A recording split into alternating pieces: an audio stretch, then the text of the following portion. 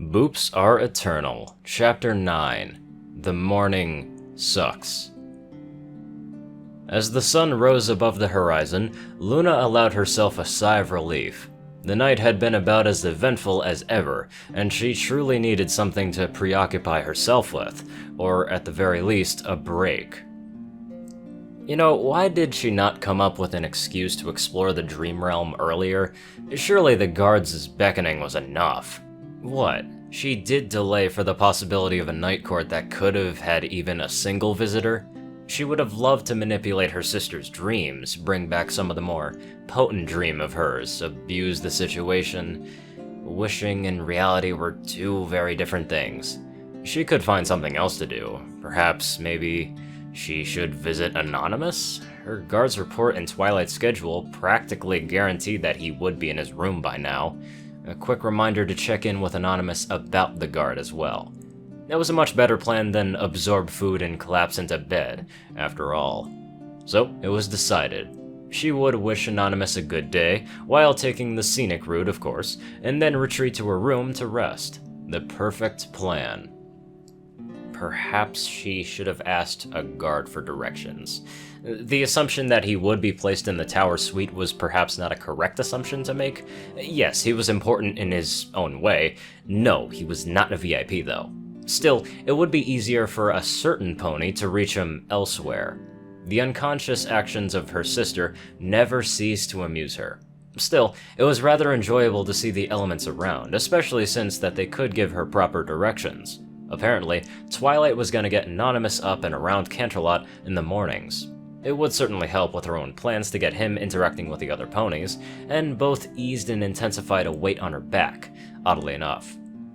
Nevertheless, she was approaching Anonymous's room, though every hoofstep only seemed to bring light to a commotion happening inside. She prepared her magic just in case. I swear, Anon, you need to get up. I get that you haven't slept in a while, but you need to get a good routine. And plus, I think a few ponies would be happy to see you at breakfast. Sleep is preferable to life. Anon, get up. I refuse.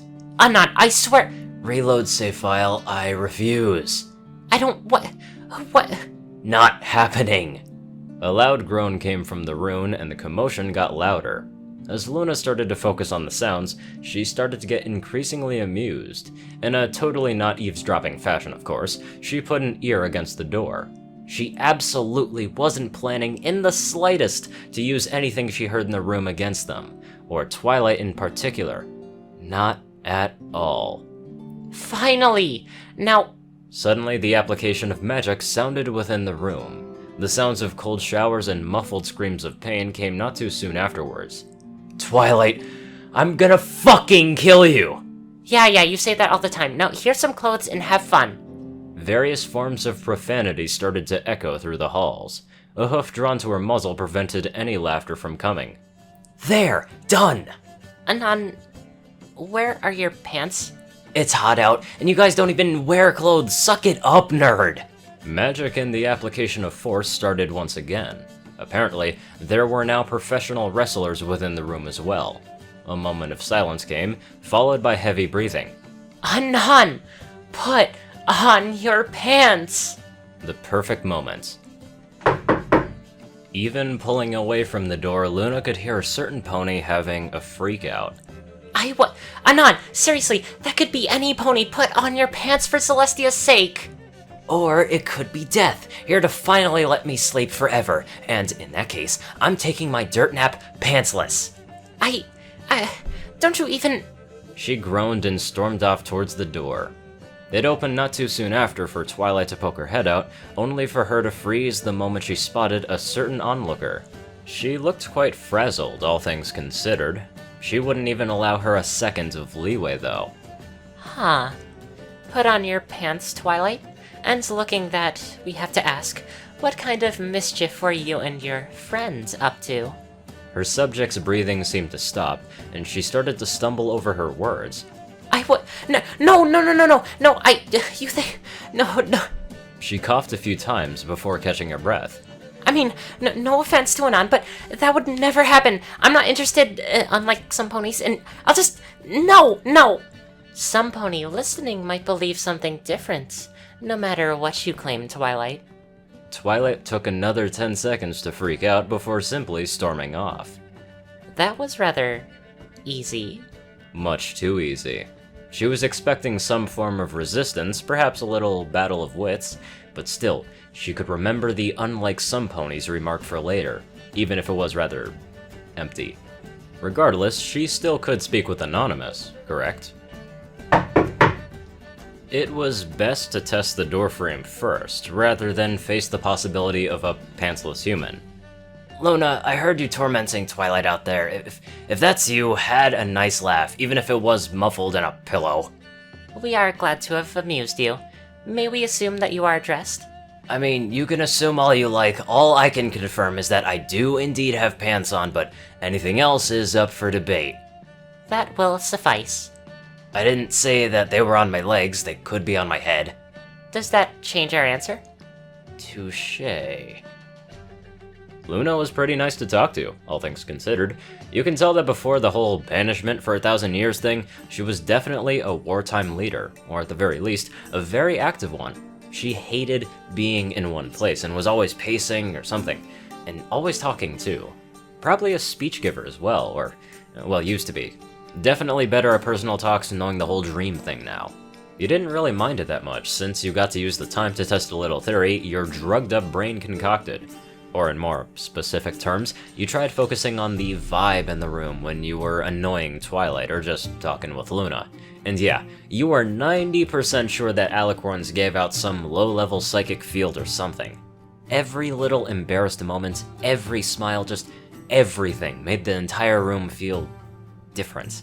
The feeling of relief you coaxed out of Luna was a pretty nice result of the testing too. Sheesh, yeah.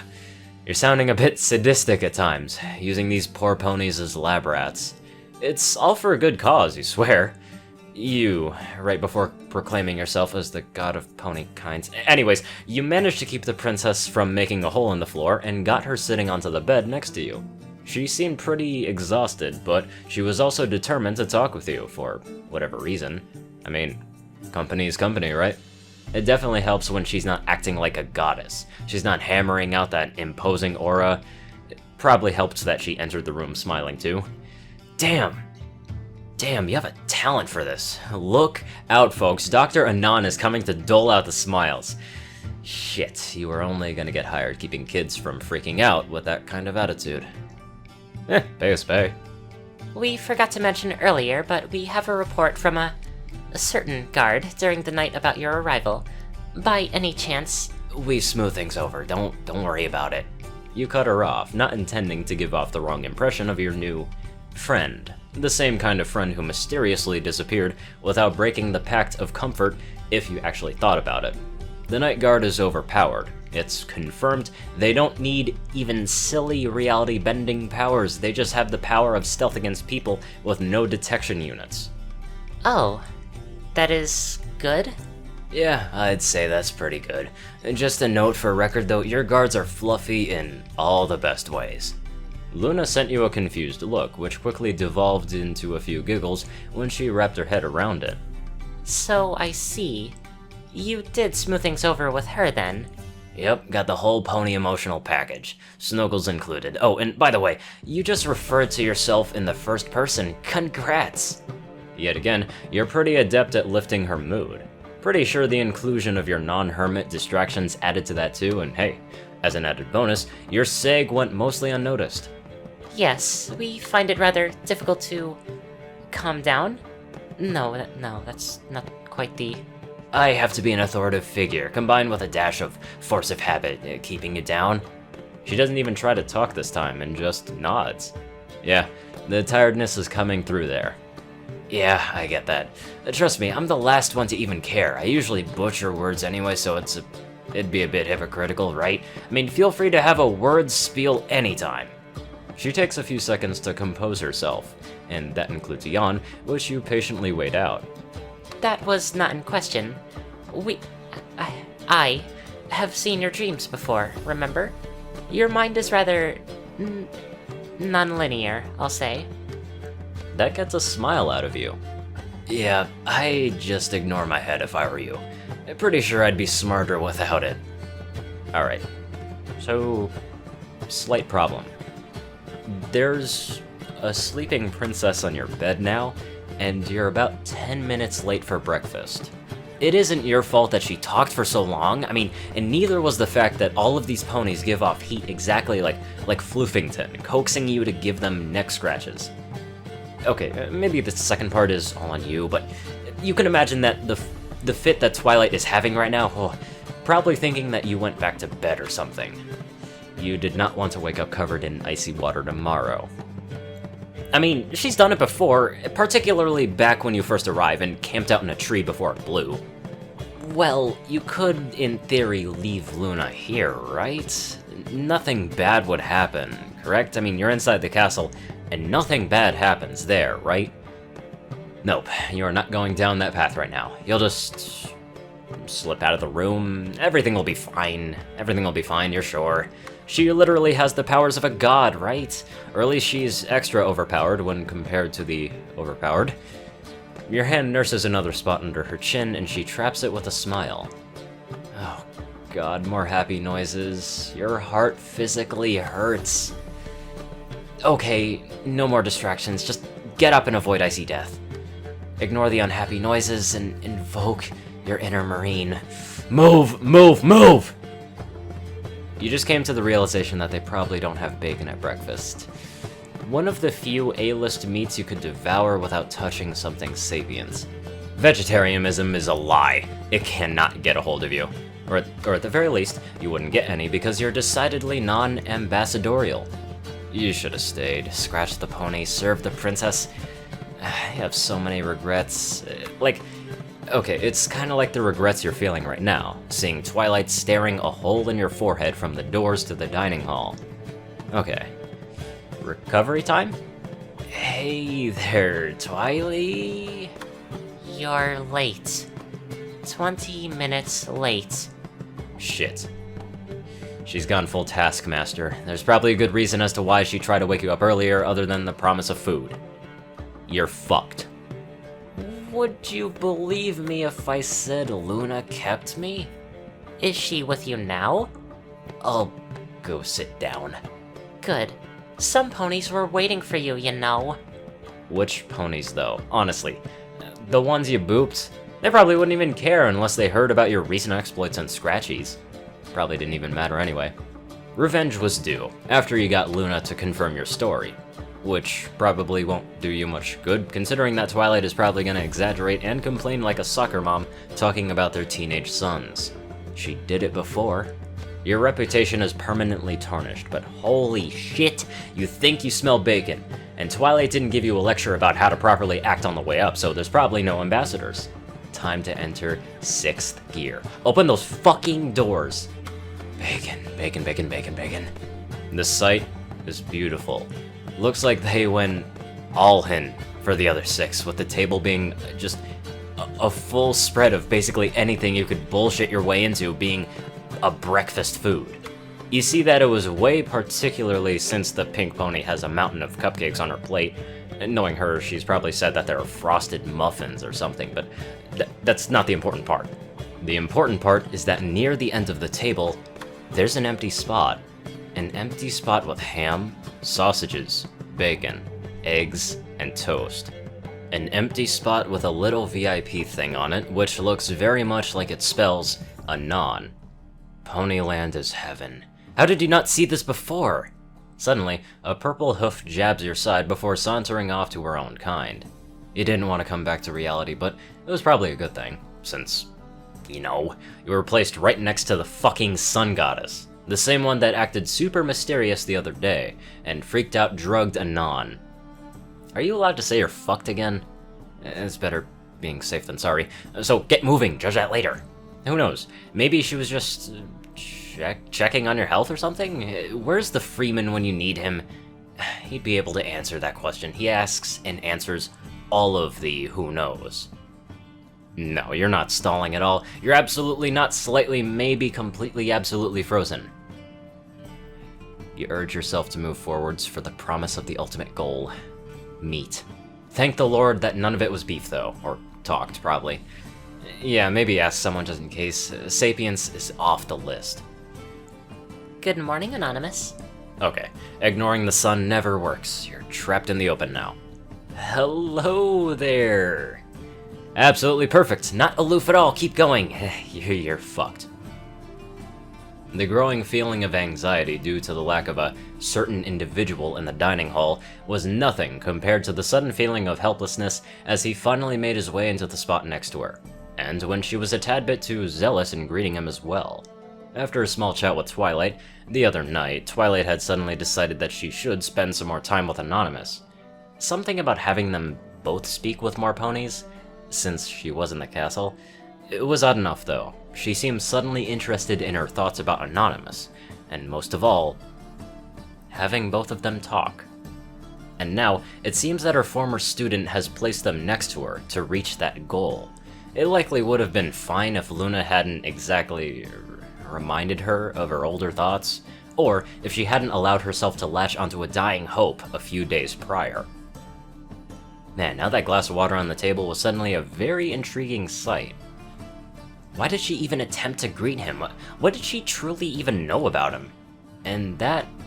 he made her laugh once, right? A very genuine, pure laugh. Something that she hasn't felt for a long time. She didn't much appreciate her own mind in joining such a mutiny. It was obvious that the glass in front of her demanded her full attention. After all, who else would discover the secrets of how the crystal-like pattern on the glass made of water refract light differently? Hey, do you know if, any of this talked? She was rather ungracefully taken out of her mental equations surrounding the intricacies of refraction by Anonymous's voice, and found herself at the momentary lack of words. Or composure. If it talked? It took a moment for her to click it, but eventually she found her grounds to answer. No. All produce in this castle is collected from non-sapient plants, animals, or any other source, unless it is done with permission, that is. It seemed to mostly sate him, as he returned his focus to the plate with only a moment's hesitation. Thankfully, he didn't seem to notice the slightly jagged tone of her voice. Oh, thank the Maker that it was a simple question at least. She would have taken a moment to question the enthusiasm in such a statement, but the opportunity would be lost to her when she saw Anon visibly recoil. Is something the matter? Once again, her words outran her mind, and presence and her composure remained damaged. Yeah, everything is fine, just a bit tired. Somehow she didn't quite believe it, but she just couldn't. Are you sure? Is the food not to your liking? Or her mind could continue the mutiny. That worked as well. I'm sure, just a bit jittery, I guess. He manages to laugh it off a bit, but it was hard not to notice him fidgeting with his arms. He was likely quite nervous. Something they had in common this morning, at least.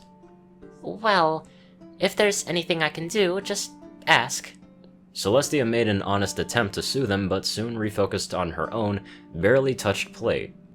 Even as the world widened around her considerably, and the presence of the rest returned, she found it quite difficult to return to her royal state. Why was he affecting her so? She was nervous, crippling so, yet there was also this fear of closing herself, almost as if showing weakness would bring back that moment. It was silly. She knew that already. He was practically a stranger that simply appeared at the wrong time in the right place. She had to force herself to take a few calming breaths before urging herself to take a mouthful of food. Look, I'm gonna be honest here, I really don't know what to do right now. It's like... I'm super hungry, but I don't want to eat. I want to say something, but then I suddenly can't, and I'm rambling now, and that's a joy, and... Anonymous sighed. But I think I'll put it this way. Peace treaty? Yet again, Celestia found herself stuck, simply going over his words in her mind. Peace treaty? Yeah, peace treaty. If you don't mind me asking, a peace treaty? Okay, let's put it this way. You forgive me for what I did, and I'll stop whatever I'm doing, I guess? What? What?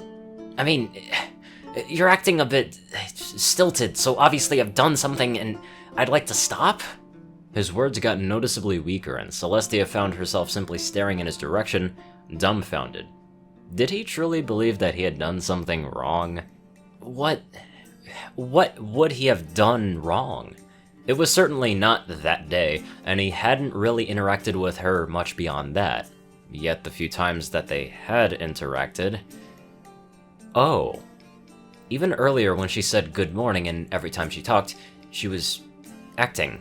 Perhaps that he didn't even know what he had done wrong. In fact, everything pointed out to that exact possibility.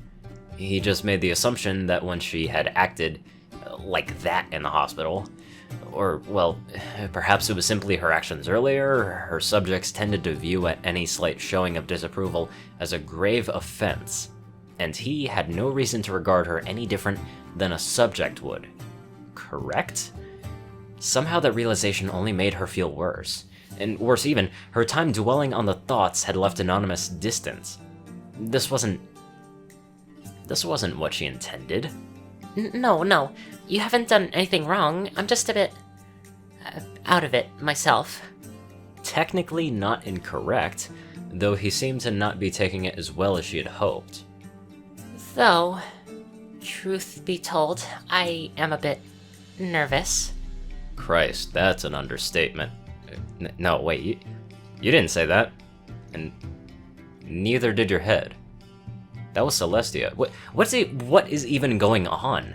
Even with your room-o-vision having failed you, and you're having the worst time trying to gauge the room, or your vibe, it's... Okay, maybe don't ignore the mayor's remark, that would help. After all, she's getting... Shit. It's official. The big white one uses a claymore to impale your heart anytime she looks sad. The fucking ears. It's always the damn ears. Why are these ponies so damn expressive? Okay. Alright, Anon, take a deep breath. Focus on the situation. Okay, she's obviously no better off than you are. In fact, considering that the literal ruler of a nation admitted something like that to you, so time to gather options. Okay, option 1. Be dumb. Usually works, and it worked last time. Might make the room consider you insane, though. Option number 2. Be silent. It'll probably ruin the day for the both of you. Option number 3. Keep going down this talking path. Problem with that plan, you have no idea where to go on this path. Option number 4. Give up. Yeah, that's not happening. Okay, there's one obvious answer. Being dumb it is. Insanity is fun anyway, so... What level of dumb?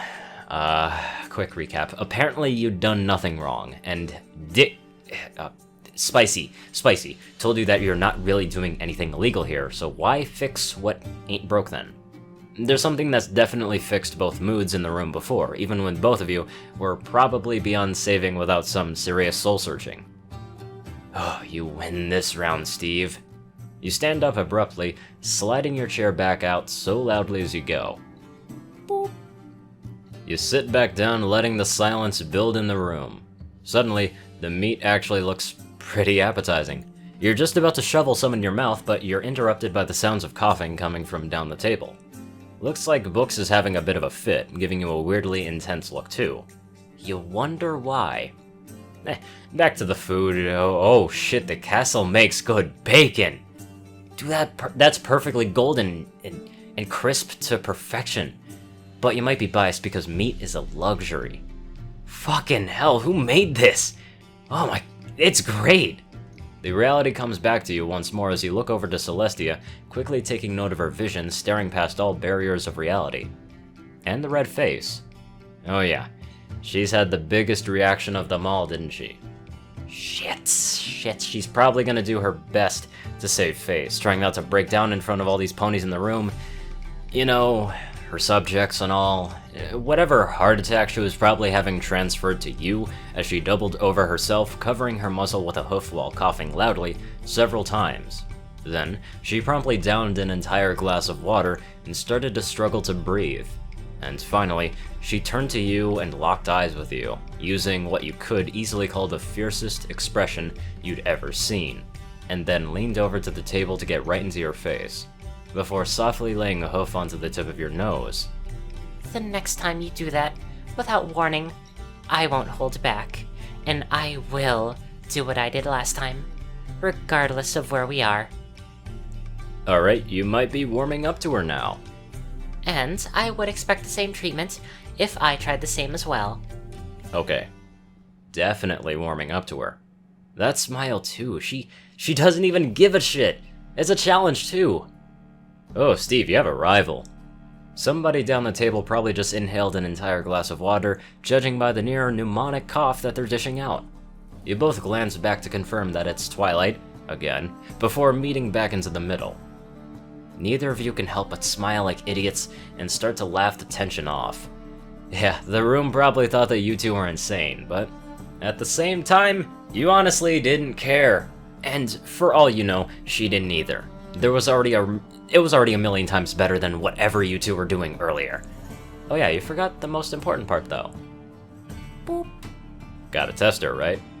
This is gonna be a fun morning. You just need to learn how to avoid a tackle first.